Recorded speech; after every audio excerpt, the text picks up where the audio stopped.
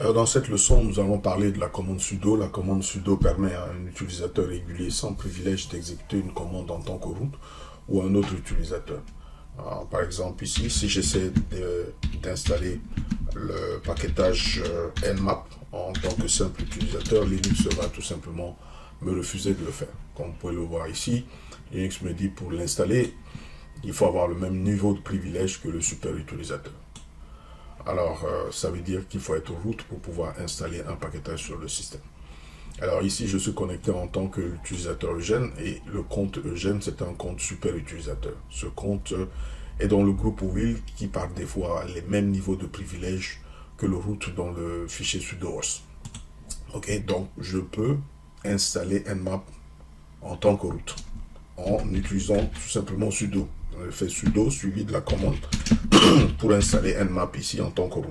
Install Nmap. Voilà. Et sudo va me demander mon mot de passe. Notez tout simplement qu'il me demande le mot de passe de l'utilisateur Eugène, non pas le mot de passe de root. La raison pour laquelle sudo me demande le mot de passe ici, c'est juste pour confirmer que je veux effectivement installer ce paquetage. Et donc, je vais fournir mon mot de passe ici. Comme vous le notez, j'ai pu l'installer en tant que root, sans connaître le mot de passe de root. Ok? Alors, le sudo permet aussi d'exécuter une commande en tant qu'un autre utilisateur. Par exemple, ici, je peux exécuter une commande en tant que l'utilisateur Olivier en utilisant sudo-u suivi du nom de l'utilisateur, par exemple ici, et ou am I. Donc ici, on va exécuter donc ici la commande who am I en tant que l'utilisateur Olivier. Comme vous le notez ici, il retourne l'identité de l'utilisateur comme étant Olivier, non pas Eugène. C'est parce que en fait, cette commande est actuellement exécutée en tant que l'utilisateur Olivier. Ok. Alors, vous avez vu que j'ai appelé sudo tout à l'heure pour exécuter la commande whoami en tant qu'utilisateur Olivier. Pour cette commande, il ne m'a pas demandé mon mot de passe. C'est parce que tout simplement par défaut, la première fois que vous entrez votre mot de passe, ce mot de passe est mis dans la cache pour un certain temps. Et la durée de la cache de sudo dépend en fait de la configuration de votre système. Ok. Alors ici, pour éviter ça, donc si vous voulez effacer la cache, vous pouvez tout simplement faire sudo -k comme ça pour effacer la cache. Ok. Et là, la prochaine fois, si par exemple vous essayez d'utiliser sudo à nouveau pour installer ou exécuter une tâche qui nécessite un niveau de privilège élevé, sudo va vous demander votre mot de passe. Par exemple, ici, si j'essaie d'installer telnet, vous voyez qu'il me demande mon mot de passe à nouveau. Donc, je vais fournir mon mot de passe pour qu'il puisse installer le paquetage de telnet en tant que root. Ok. Alors, le fichier de configuration de sudo, c'est le etc sudo. C'est là où l'administrateur doit au préalable configurer les différents privilèges qui sont accordés aux utilisateurs et aux groupes. Si vous exécutez une commande en utilisant le sudo, sudo va essayer de vérifier si vous avez les niveaux de privilèges nécessaires pour exécuter la commande dans le fichier etc sudo. Alors ici, sur mon compte, je peux tout de suite vérifier quelle est la liste des commandes que je peux exécuter avec le sudo. Ça représente les niveaux de privilèges qui m'ont été attribués par l'administrateur système. Par exemple, si je fais sudo -r, il me demande mon mot de passe, je vais mettre mon mot de passe et ensuite vous voyez apparaître ce message-là. Alors ici, visible password no, donc l'exclamation ici veut dire tout simplement qu'il faut cacher le mot de passe de l'utilisateur quand il va entrer ce mot de passe à l'écran, comme ici vous voyez, le mot de passe est quasiment invisible. Always set the room. Donc toutes ces informations, c'est pour dire tout simplement que tandis que tu exécutes la commande, il faut préserver l'environnement de l'utilisateur. Par exemple, ici, vous voyez que j'exécute des commandes en tant que root sans avoir besoin d'être dans l'environnement du root. Je reste dans mon répertoire de base ici et je peux exécuter ces commandes. Donc, l'environnement de l'utilisateur doit être conservé. Alors, ici, vous voyez que sudo, ici, donc user udin, donc il me dit l'utilisateur Eugène peut exécuter les commandes suivantes sur cette machine-là. Donc en fait, on va voir tout à l'heure que dans le fichier etc sudo, on peut spécifier des machines sur lesquelles l'utilisateur peut exécuter ses commandes. Ah, ok. Ici, dans ce cas, on voit très bien que sur la machine RHEL 8 VM01, l'utilisateur Eugène peut exécuter toutes les commandes en tant que n'importe quel utilisateur ici sur cette machine. C'est ça que ça veut dire. Alors, par exemple, ici, regardons ce que l'utilisateur Rodrigue peut faire sur cette machine. Je peux le faire puisque mon compte est un compte super utilisateur. Donc, je vais essayer d'exécuter la commande sudo -l en tant que l'utilisateur Rodrigue, en faisant ici Rodrigue. OK. Et je demande à Linux d'exécuter la commande sudo -l en tant que l'utilisateur Rodrigue. Alors, la raison pour laquelle il me demande le mot de passe de Rodrigue ici, c'est parce que je suis en train de demander à sudo d'exécuter cette commande en tant que Rodrigue. Et quand vous exécutez sudo pour la première fois, il vous demande toujours votre mot de passe. Donc ici, je dois fournir le mot de passe de Rodrigue. Et une fois que je presse Entrée, il me montre exactement ce que Rodrigue peut faire sur cette machine. Donc ça représente les permissions sudo qui ont été accordées à l'utilisateur Rodrigue. Vous voyez que sur la machine RHEL 8, Rodrigue peut exécuter les commandes suivantes en tant que root. Donc il peut arrêter Apache, il peut démarrer Apache et il peut utiliser la commande kill pour terminer et gérer les processus sur cette machine. Ok. Alors regardons comment les privilèges sont configurés dans le fichier etc sudoers. Alors pour éditer le fichier etc sudoers, vous devez être root. Donc je vais essayer de l'éditer en tant que root ici en utilisant la commande sudo. Donc, vous pouvez l'éditer en utilisant l'éditeur VI directement, suivi du chemin etc sudoers, okay, qui est le fichier de configuration de sudo. Alors si je presse Entrée, comme vous voyez ici, je peux éditer ce fichier, voir le contenu, etc. Ou bien vous pouvez utiliser l'éditeur par défaut de sudoers, en faisant tout simplement VI sudo. Sudo VI sudo. VI sudo permet d'éditer directement le fichier etc sudoers, comme vous pouvez le voir ici. Ok. Alors, descendons un tout petit peu en bas. Ok, donc ici, alors vous avez un certain nombre de paramètres ici. Je l'ai déjà expliqué celui-là. Il faut toujours cacher le mot de passe de l'utilisateur quand il essaie d'invoquer sudo. Et en fait, il faut garder le répertoire de base de l'utilisateur quand il exécute le sudo. Pas besoin de changer d'environnement. Et ici, par exemple, environment reset permet en fait de faire le reset des variables d'environnement pour éviter que des variables d'environnement malicieux puissent être utilisées durant l'usage de sudo. Ok.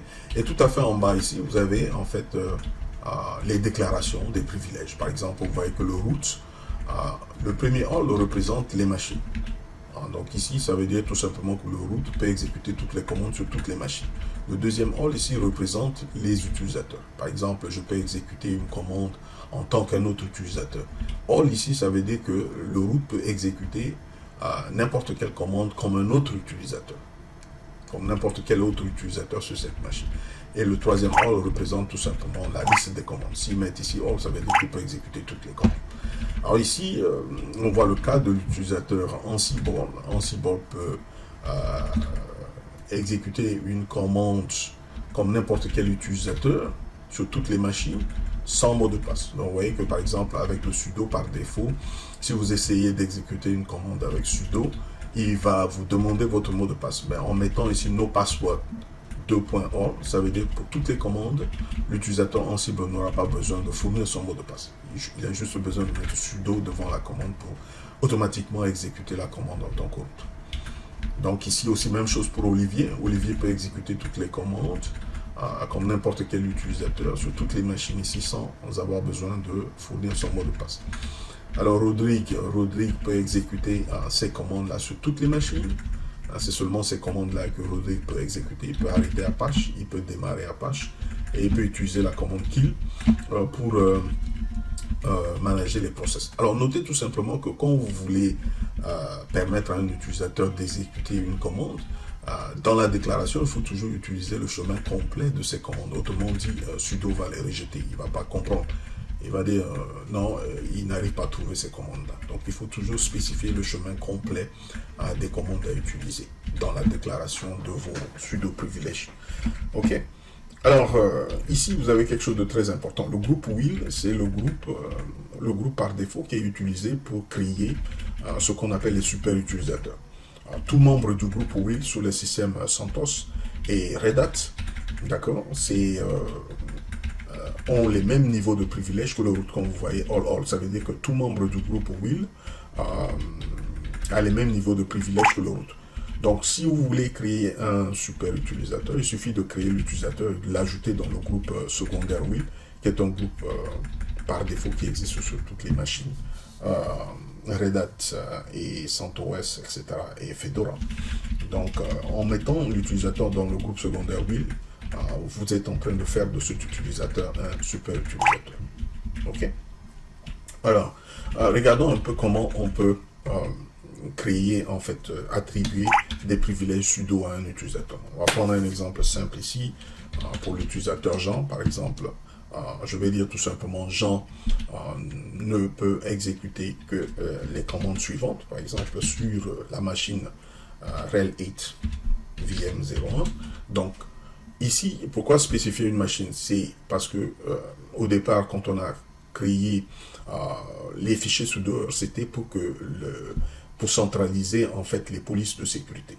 Donc l'administrateur peut utiliser un seul fichier sudo, configurer toutes les permissions et ensuite copier le même fichier plusieurs fois. D'accord? Donc si l'administrateur spécifie que les privilèges accordés s'appliquent seulement à la machine RHEL 8 ici, et si ce même fichier est copié sur toutes les autres machines, l'utilisateur ne pourra avoir ces privilèges-là que sur les machines spécifiées ici. OK, donc ici, je vais dire Jean ne peut tout simplement que utiliser la commande usrbin, d'accord, kill pour manager les process. Je donne aussi à Jean la possibilité de pouvoir ajouter des utilisateurs sur le système. Donc, on va mettre tout simplement usr/bin user-add. Je donne à Jean aussi la possibilité de changer les paramètres d'un compte utilisateur. OK, donc user mode. Donc je vais mettre le chemin complet usr bin user mode. Alors, ce qui est important, c'est de connaître le chemin en fait de ces commandes avant de pouvoir les utiliser. Par exemple, ici, je peux mettre which user add. Ça me permet de voir le chemin de user add. Donc, vous voyez que le chemin que j'ai utilisé ici n'est pas correct. Donc, ici, il me dit user add, c'est dans sbin. Alors, il me dit de continuer, je presse entrée. Donc, ici, je dois changer de chemin. C'est plutôt sbin user add au lieu de usr sbin. Donc, assurez-vous que vous utilisez le chemin correct de ces commandes-là. Autrement dit, quand vous voulez sauver sudoers va refuser de sauvegarder l'information. Alors, je vais mettre ici sbin, nouveau aussi, sbin user mode. Supposons qu'on veuille que l'utilisateur Jean aussi manage les groupes. Donc, on va dire sbin groupe. Add, il peut ajouter des groupes, il peut supprimer des groupes. Donc, sbin groupe del, etc. Mais, alors, voilà, c'est tout. Donc, ça, ce sont les niveaux de permission que j'accorde à l'utilisateur Jean sur la machine RHEL 8 VM01 qui représente la machine locale. Donc, tout ce qu'il peut faire, c'est de gérer les processus. Il peut terminer les processus ici. Il peut ajouter un utilisateur, il peut modifier les paramètres d'un utilisateur, il peut ajouter des groupes, il peut supprimer des groupes. OK, voilà un exemple de configuration d'accès sudo dans le fichier etc sudo. Alors, je vais tout simplement sauvegarder une fois que j'ai fini de configurer ma permission sudo. OK. Alors ici, je peux vérifier. Donc ici, si je bascule sur le compte de Jean, je fais sudo su-Jean pour complètement changer de compte utilisateur. Je deviens Jean et je peux faire sudo -l pour voir. Okay, donc ici, je peux à nouveau vérifier effectivement que voilà la liste des commandes que Jean peut exécuter sur cette machine. Alors voyons voir si Jean peut, par défaut, hein, si Jean essaie d'ajouter un utilisateur ici sur cette machine, Linux va refuser. Vous voyez, il dit permission denied. Je peux utiliser sudo à ce moment-là pour ajouter l'utilisateur Alex. Donc, puisque en fait, donc, vous voyez que Jean peut ajouter un utilisateur. Et il peut, par exemple, ici, ajouter l'utilisateur, pourquoi pas, puisque en fait, je lui ai permis d'utiliser la commande de usermod. Donc, il peut ajouter l'utilisateur dans le groupe will et faire de Alex un super utilisateur. Okay. Donc, vous voyez que ici, c'est très dangereux. Pourquoi? Parce que quand vous donnez des permissions sudo, donc vous croyez que, bon, par exemple, Jean ne peut rien faire. Mais quand vous donnez à Jean, par exemple, la possibilité d'exécuter la commande usermod, il peut s'ajouter lui-même dans le groupe will et devenir super utilisateur. Donc, il faut faire très attention quand vous attribuez des permissions sudo. Il faut bien analyser les implications, etc. Est-ce que la personne peut faire des escalations? Donc, vous voyez, par exemple, en fait, si je fais sudo ici, il va l'accepter. Hein. Donc, j'ai pu ajouter Alex dans le groupe will. Et je peux, à ce moment, en tant que Jean, m'ajouter moi-même dans le groupe will et devenir super utilisateur, ce qui est un risque de sécurité excessivement grave. Là, maintenant, je peux devenir super utilisateur sans même que l'administrateur m'ait réellement donné cette permission-là. Mais à cause de l'erreur, de cette erreur-là, qui est une erreur, parce que quand vous donnez entièrement, par exemple, la possibilité à l'utilisateur de modifier les paramètres d'un compte, ça lui donne aussi le droit de pouvoir ajouter des personnes dans des groupes avec privilèges. Et ces personnes peuvent faire ce qu'on appelle le privilege escalation pour devenir super root, etc. et prendre le contrôle du système. Alors regardons un tout petit peu comment on peut donner des accès sudo à des groupes. C'est tout à fait simple. Si je fais sudo via sudo pour éditer le fichier sudo pour accorder des privilèges à un groupe, c'est tout simple. Par exemple ici, vous devez précéder le nom du groupe par le symbole %. Ici, je vais créer un groupe qui s'appelle sysadmin. Donc je vais faire sudo groupe add pour créer le groupe sysadmin sur cette machine et je vais accorder en fait à tout membre du groupe sysadmin de devenir super utilisateur. Alors pour cela, je vais éditer le fichier sudo en faisant via sudo et je vais aller juste là où se trouve le will. Je peux aussi rechercher donc will. Donc je viens ici juste après ça et puis j'ajoute les informations ici. Alors je voudrais que tous membres du groupe sysadmin puissent avoir les mêmes niveaux de privilèges que le root. Donc je vais mettre ici % pour dire qu'il s'agit d'un groupe sysadmin. Et puis je vais mettre all, donc c'est sur toutes les machines. Je peux exécuter les commandes comme n'importe quel utilisateur et toutes les commandes, nos passwords. Donc ici, si vous voulez que tout membre du groupe puisse exécuter n'importe quelle commande sans avoir besoin de spécifier le mot de passe, vous mettez ici no password all. Mais si vous voulez que les commandes sudo puissent être authentifiées, donc ne mettez pas le no password. Donc je vais laisser ça à all par exemple. Okay. Cela permet ici à tout membre du groupe sysadmin d'avoir le même niveau de privilège que le root. Donc ils peuvent exécuter toutes les commandes sur toutes les machines. Voilà, donc voilà comment on le fait. Je vais sauver. Une fois que j'ai fini d'ajouter l'information dans le sudo, se sauve et je quitte. Je peux vérifier. Donc à ce moment-là, par exemple, ici, si j'ajoute, je vais créer un utilisateur qui s'appelle Alain. Sudo user add Alain. Voilà, je crée l'utilisateur Alain.